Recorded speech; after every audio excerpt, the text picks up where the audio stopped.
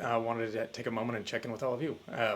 It is a beautiful but chilly day here in Massachusetts, and I want to give you a quick update from what we've been up to over the course of the weekend here and engagement over the course of the last couple hours today, and then what it looks like, and I say it looks like because an awful lot of moving pieces and moving quickly, but where things look like down in Washington with regards to this recovery package that House and Senate leadership have been busy negotiating on, and which we've been chiming in on and pushing a number of different proposals here to try to make sure that they're included. But first up, here in Massachusetts, look, we're pretty much where we were more or less as the weekend started.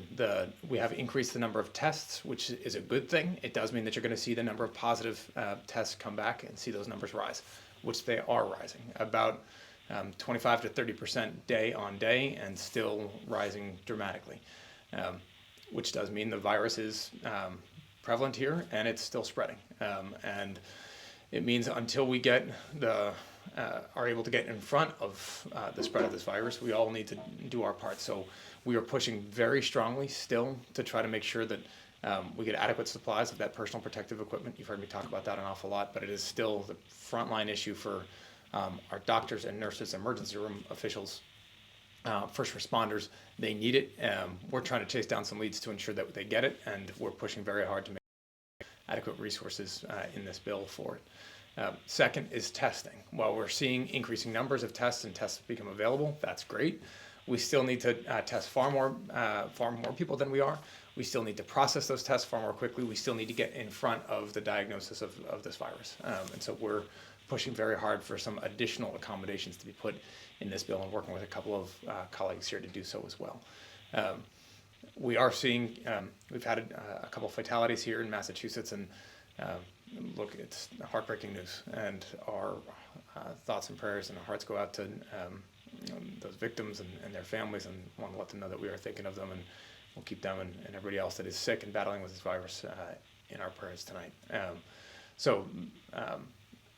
Until we can get to a point where we are in front of it, again, we need to continue to each of us do our part. That means that social distancing. And again, keeping good hygiene and sanitation, washing those hands frequently. You got to go out, got to go to the grocery store. A lot of them are providing those sanitary wipes when you walk in the doors. Wipe down the cart, wipe down the basket. When you leave the store, do the same thing before getting a car. Certainly before you get home, wipe that down. And if you're getting takeout, or you're trying to support some businesses out there, great. If you're eating your meals, just after you prep them and before you eat, wipe everything down again, wash your hands again. Just be really clear and careful about that. Now, with regards to what's going on in Washington, so leadership of the House and Senate have been meeting feverishly over the course of the last couple of days to try to come together on this package. The price tag on it looks to be moving up to over $1 trillion. Some varying numbers at the moment between 1.5 and 2 trillion, which is a big number. And I think it's important to see, again, Congress finally acting aggressively.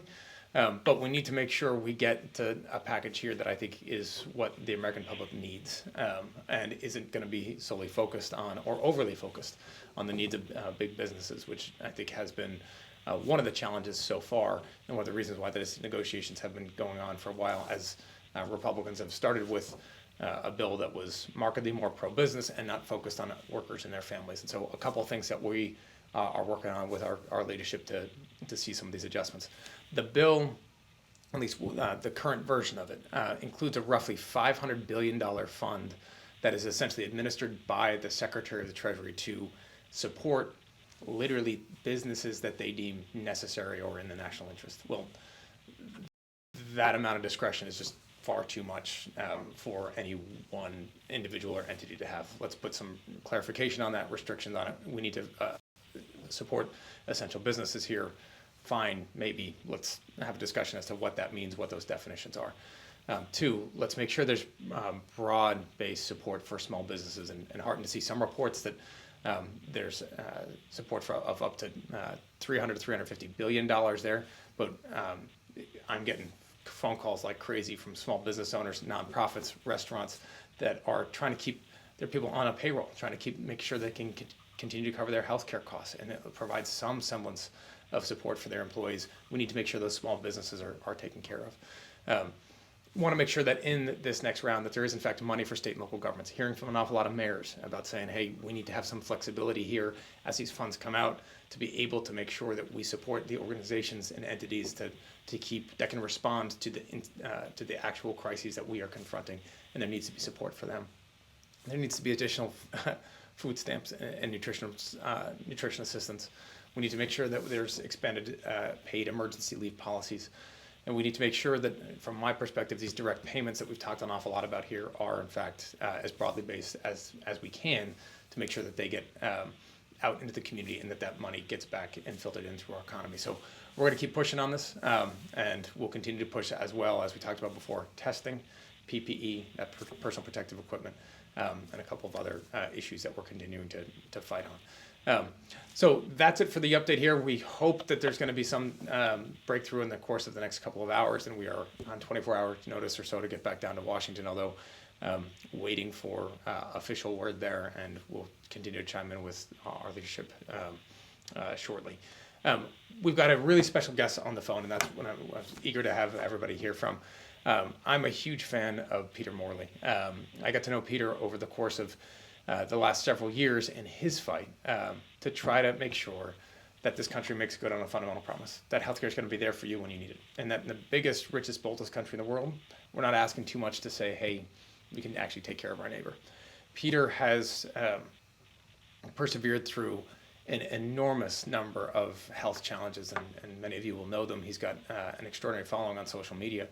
But he's got that following because he's got the courage to go out there and talk about it, and talk about what it means to have a system that might otherwise let somebody like Peter fall through the cracks, if not for champions like him raising their voices and fighting for every single person. So thrilled to have Peter on the phone. He's come down to D.C.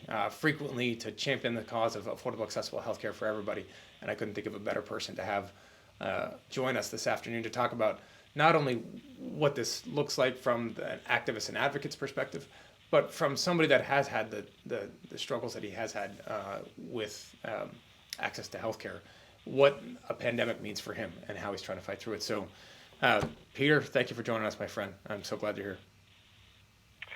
Thank you, Congressman. I wish I could be joining you on a more jovial occasion. Couldn't think of a worse time to be joining you.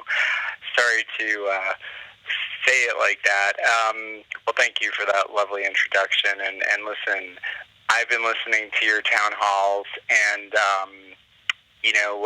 I think what myself and all the listeners out there are thinking is thank you so much for working so hard, not only in D.C., but on your downtime and at home, and bringing us these updates and bringing us what we really need right now is hope. And, I, as you mentioned in your very kind introduction, I am somebody who lives with over 10 pre-existing conditions. I've survived cancer twice. I've had multiple spinal surgery failures. I've had a lot of pre-existing conditions that I can't even pronounce the names of the diagnoses, but the primary condition that I live with is lupus. And I was a very private person before 2016, and then I started, I actually joined Twitter after the 2016 presidential election, but I started coming down to D.C. because I saw, when the ACA was originally going to be repealed, I saw the fear and that people had in, their pre-existing conditions not going to be protected anymore, and that is still, unfortunately, as we go through this, COVID-19 crisis, there's still a lawsuit in the federal court to dismantle, which is infuriating to even think of, the protection of 135 million people with pre-existing conditions. So that's, it's still in the back of my mind. But, as somebody who lives with chronic illness, and I know there are a lot of people out there millions of Americans who do, and chronic pain, and people who are scared, but a lot of our days are spent in uncertainty, and we live, day to day, sometimes hour to hour, whatever it is to get us through the day. And I understand it.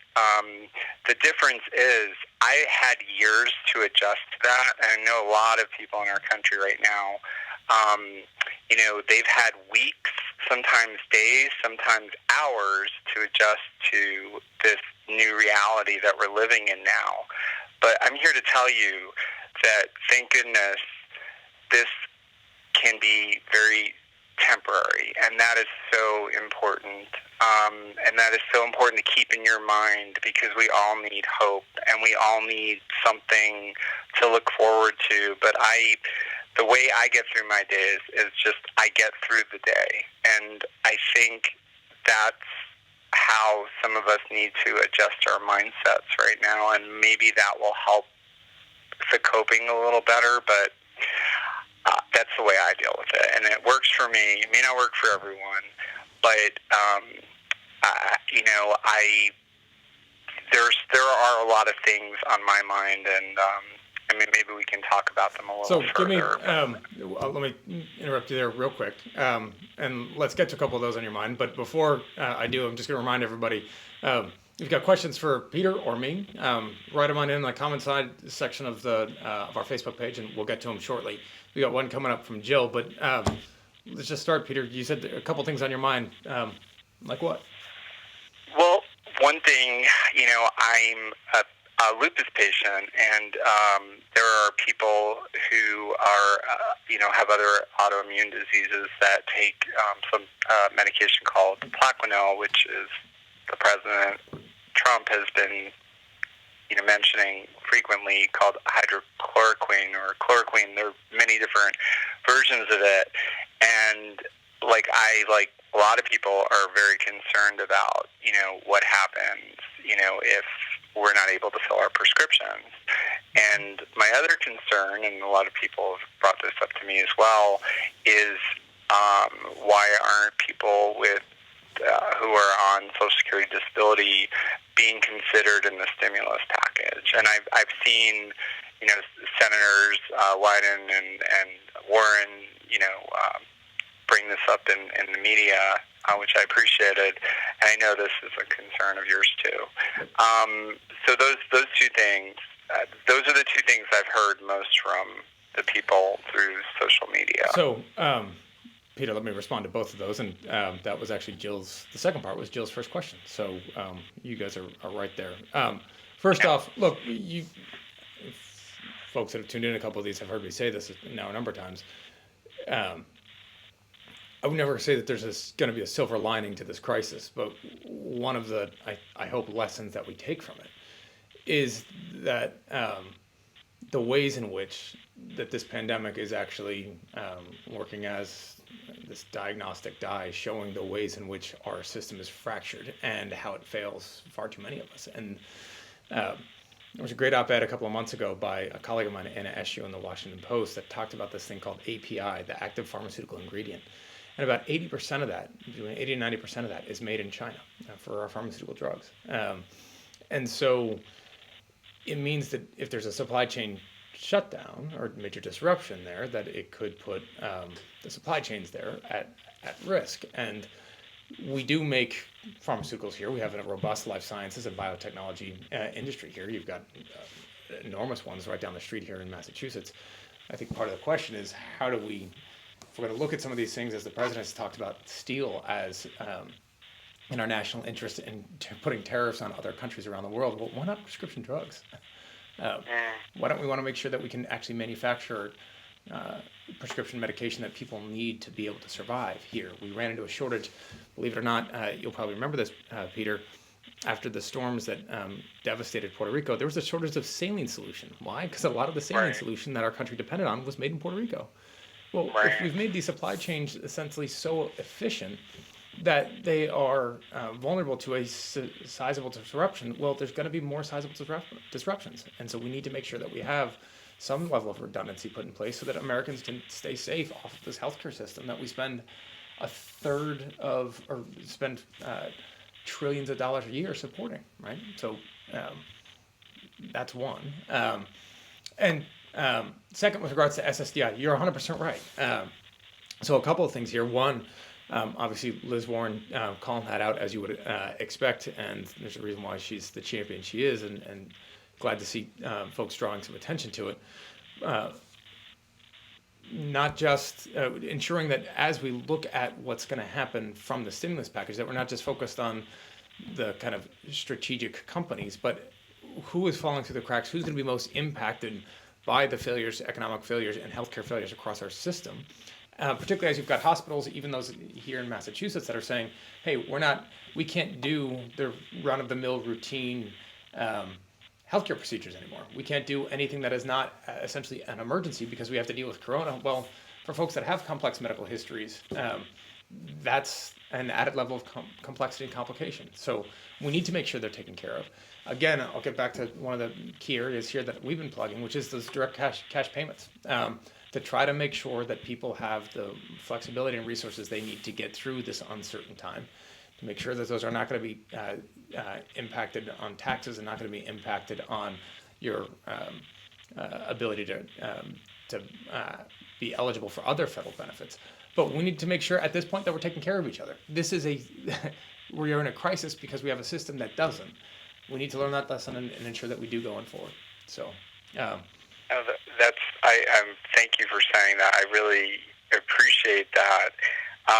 The one thing I wanted to say, going off of what you were just saying, is, I think of my people, or I think of other people like myself in my community, in the chronic illness community and chronic pain community, the people that still have to get their chemotherapy treatments, radiation treatments. And I had 3 biopsies last week because I have a history of melanoma, and I had to wait extra to get the results back, but thank God I'm okay. But, for us, like, we still have to navigate, our doctors, and in some cases, we're not going to be able to get to our appointments, like you just pointed out, and in some cases we are. But there's I've heard a lot of anxiety out there about that as well. So we're all trying to figure this out together. I know we're all in the same boat together. I mean, even with a chronic illness, without a chronic illness. So hopefully we'll have more guidance to that as well very, very soon. Thank you, my friend. So first question again from Jill on Facebook for both of us. How will people on SSDI be impacted by all this, which I think Peter actually just brought up and I tried to clarify. And will they receive stimulus payments under the Congressman's bill? Yes, they will. And that's why we're pushing to make sure that everybody gets this, and it's not just going to be some question of a payroll tax credit, which is where the administration certainly was first. And I know our leadership is working very hard to make sure that those direct cash payments, which are included in this bill, one, get more robust and increase the eligibility for it. So thanks, Jill. Next one is from Colin on Facebook. For both of us, what advice do you have for family caregivers right now? They may be taking on more of the care with less access to their own support systems. Colin, great question. So we need to make sure that, one, and look, this is a challenge at the moment. One, we need you to stay healthy, right? We need those family caregivers to stay healthy. One, because we need you to be healthy, but two, the people you're caring for need you to be healthy. So don't, in the midst of all of this, please lose sight of the fact that we need you to engage in those the steps and take the actions that you need to make sure that you stay safe physically, emotionally, mentally through all of this. And with regards to those family caregivers, one, if you If you have concerns about the health and safety of the person that you're caring for, certainly call a doctor. And we've gone through this a bit before, but I think by now everybody knows. Make sure before you take anybody to a hospital or a health center or a health clinic, whatever else, call your medical provider first. Let's make sure that they get access to information. We are trying to broaden out and have already, and are pushing the administration to do more here. But some of the ways in which we can rely on telemedicine, so that if the person that you're caring for does need more medical attention, perhaps you don't actually have to risk bringing them to that location. You can actually do that for some of those procedures, actually do those evaluations by telemedicine. And so, and the third is make sure that you're letting us know if there's other things that you need. Call your congressman. I've been spending literally 12 plus, 14 plus hours on the phone a day this week, just fielding calls, responding to them, and trying to make sure that as people show the various ways in which the system is broken, we're trying to plug them. That's the entire point of these bills, is to try to make sure we're meeting the needs of people as they come about. So certainly reach on out. And Peter, I'll let you take a crack at it again. What advice do you have for family caregivers right now? Well, I have. Thank you. This is a great question, and I'm so glad that you brought this up because I have a very unique situation because my main caregiver is my partner, and he is an essential worker in New York City because he works for the MTA, and he has to keep the subways going. So he is not going to be here 5 days a week. He doesn't have a choice of staying at home. So I would say, even like God forbid your caregiver gets sick, please make sure you identify like one or two other people who can, be a backup caregiver. Because I had to, I have it like somebody in place because you may need that, and you may not need it now, but I would start thinking about that, and think about just anything you could possibly need and to have in place for like any sort of preparations. But it's just one of those situations. You have to kind of adjust your way of thinking, and you can still make it work. That's a great suggestion. Colin, thank you. Next one is Casey, who called my office with this question. What is the plan for individuals experiencing homelessness and may currently be living in hotels or shelters, and how to ensure they are kept safe and not kicked out of those hotels? Casey, great question. I actually think that there's a piece in the Boston Globe about this today, which you might take a quick look at. So there's been a lot of reporting around this, started to be a lot of reporting around this issue about how a pandemic is affecting those experiencing homelessness around the country. And it needs to be an area of focus for us in Washington. So there's reports and some of the pieces that I mentioned reporting that you've got folks that are experiencing homelessness that aren't going to shelters anymore because they're afraid that if the virus enters that shelter, it's going to spread like wildfire. So what do we have to do? I was speaking with some of the elected officials in Massachusetts about this either earlier today or yesterday. One, you need to make sure that everybody, and we're pushing for this too, gets access to Medicaid, right? So Massachusetts actually had extended our special enrollment period to try to make sure that more people could get access to healthcare. It encouraged that for every single state around the country, particularly those that haven't taken expanded Medicaid. Make sure you can get folks that don't have access to healthcare and health insurance, get them on it.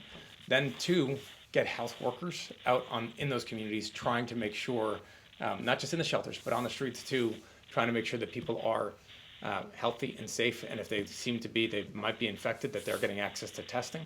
And if they are getting access to testing and they come up positive, that we then have the appropriate measures put in place, like emergency sheltering, so not just a shelter, because if you put them in a shelter, again, this is going to spread. But looking at some of the odd opportunities that comes with a lack of occupancy at hotel rooms, about ways in which you can leverage some of the capacity at hotels, or looking at other opportunities to make sure that people get access to the healthcare that they need and the safety that they need while we weather this storm from this virus. And so it is area of primary concern for us. We're working pretty hard to make sure that, again, in this package, there's additional accommodations there. It's something that's on the top of minds from my conversations with another number of mayors around the state this week, that they're very concerned about and are asking for some additional flexibility, not just money, but flexibility in how they can actually administer some of those federal funds as it comes down. And you heard me talk about when I was describing some of the challenges with the Republicans' plan here. One of the challenges, they don't have nearly enough resources for state and local governments in order to actually create some of this flexibility and enable the mayors or town managers to be able to respond to this. Peter, I don't know if you got any suggestion on that one too that we should be looking at. No, I just sorry, I'm just shaking my head when you said that. You informed me a great deal, so I appreciate it. Thank you. You know, compassion goes a long way, and you have a lot of compassion. I've always believed that, and thank you, because I think that's what people really need to hear. So thank you for sharing that information. Please, right back at you, my friend. So a question for you, Peter, comes from Carrie on Facebook. How are people on SSDI impacted by all this, which we talked a little bit about? But then what can we do to ensure that those folks have the resources they need right now? Peter, what do you think?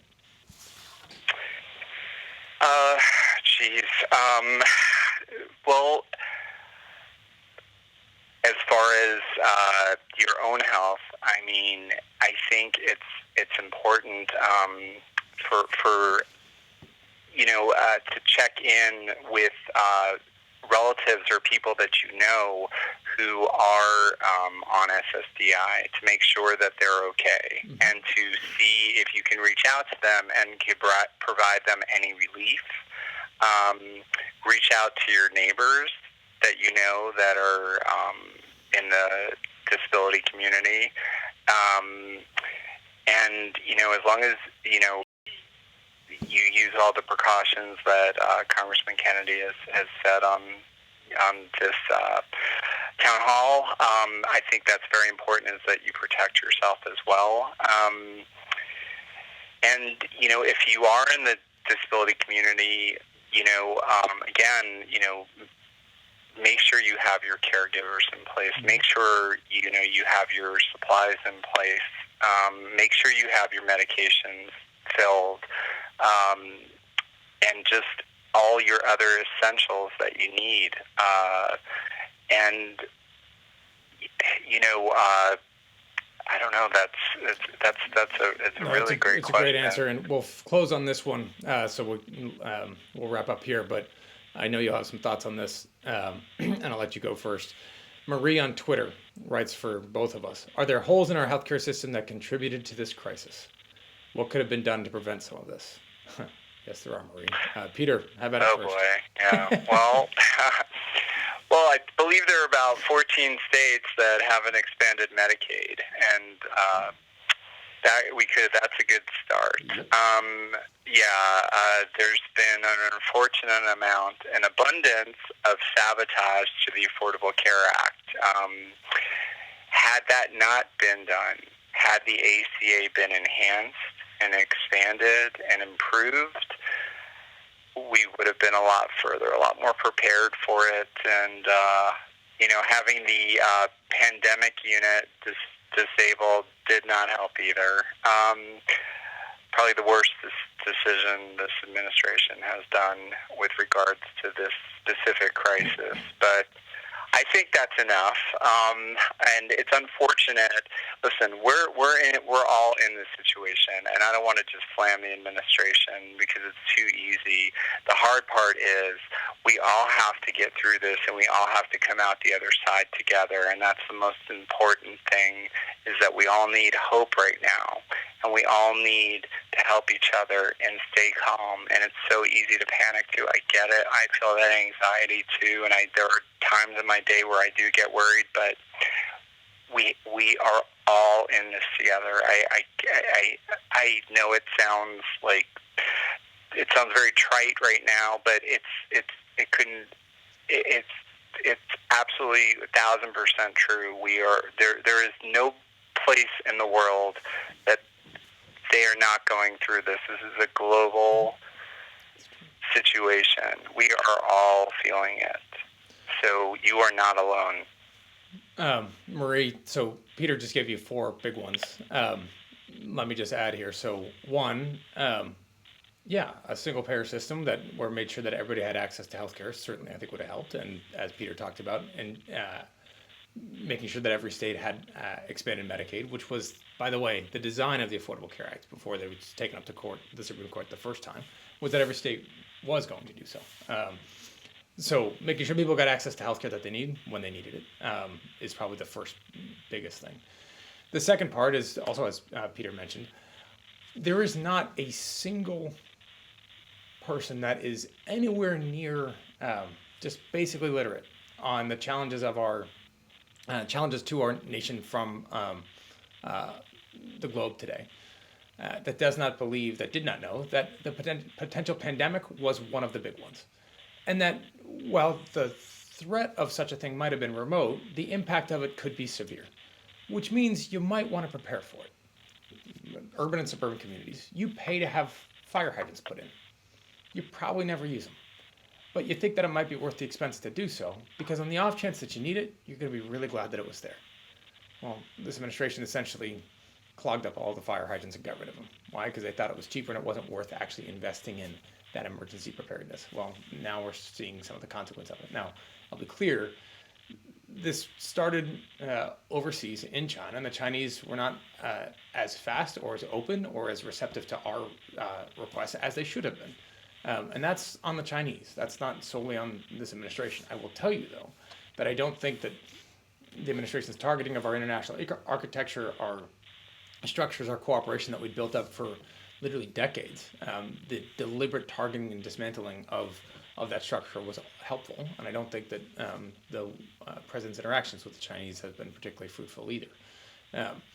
And then a number of different ways from the president's seesawing on his, or wishy-washiness on his ability to, on his decision to actually execute and authorize the Defense Production Act. This is something that the president has the authority to actually compel U.S. businesses to construct materials, items in needs of national emergency. He could order our companies, some of the most innovative, biggest, strongest companies in the world, to make more personal protective equipment, to actually make ventilators. He said he was going to do it, and yet he hasn't yet. And so that's, I think, something that he could do literally right now, and yet he refuses to. So we've seen a number of times where that lack of leadership has had real consequences, and I think rather dire ones. But I'll close on this one because I think Peter's right. Solely bashing the administration here isn't all that helpful, and while there's lessons here we need to learn so that we actually do make these preparations going forward, it's not going to get us out of the moment that we're in. We all are, though, and we need to act aggressively and boldly down on Washington with some of these recovery plans to ensure that the most vulnerable their needs are met and taken care of, from folks on SSDI to the homeless to people that are sick and are suffering. You need to make sure that small businesses get access to credit that they need, that everybody else make sure that they can get access to the funds that they need to meet their obligations, and that our economy doesn't crater. You need to stave off on a financial crisis to buy us time to actually meet a healthcare crisis, and then get through this so we can move on with our daily lives. And that's what our goal is. And look, America's going to survive. We will survive. Our community will survive. We're all going to be tested, but we're going to come out stronger on the other end. And it's each and every one of us can play our part, ensuring that we are stronger when we come out, and it happens more quickly. And again, Peter, I am so grateful that you're willing to call in, my friend. Stay healthy, stay well, and I'm certain I will see you in Washington soon. And to everybody else out there, thanks for tuning in. Stay healthy and safe. We'll see you soon.